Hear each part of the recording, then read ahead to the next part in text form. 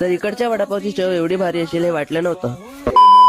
तर जय महाराष्ट्र मित्रांनो, मी हर्षी मिस्त्री. तुम्हाला माहितीच आहे, मी घेतलाय 365 डेज 365 ब्लॉग चॅनल. झालं असं की नेहमीप्रमाणे मी न शुभम निघालो कॉलेजला जायला. मग रिक्षातून सागर लॉज जवळ पोहोचल्यावर आम्ही सागर लॉज वरून चालत निघालो.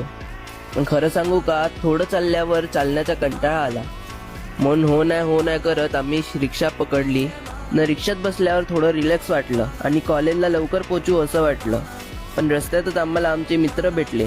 मग आम्ही रिक्षातून उतरलो गप्पा मारत कॉलेजच्या दिशेने निघालो. नंतर मग फायनली आम्ही कॉलेजला पोहोचलो. पायऱ्या चढून आम्ही आमच्या क्लासमध्ये गेलो. क्लासमध्ये आल्यावर लक्षात आलं की आम्हाला होमवर्क दिलेला. ये दुःख काय खतम नाही होता बे.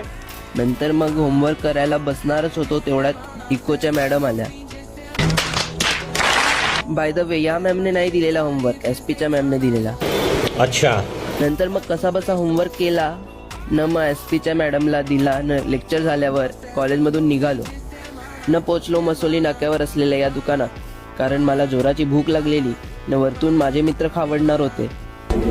बहुत पैसा अपने पास. मग पटापट आत गेलो वडापाव ऑर्डर केला. थोड्या वेळातच वडापाववाल्याने वडापाव आणून दिला. मग आम्ही पटापट वडापाव खायला बसलो. वडापाव खाऊन झाल्यावर निघालो. तर इकडच्या वडापावची चव एवढी भारी होती की मी चक्क 2 प्लेट खाल्ले. फ्री होती ती गोष्ट वेगळी.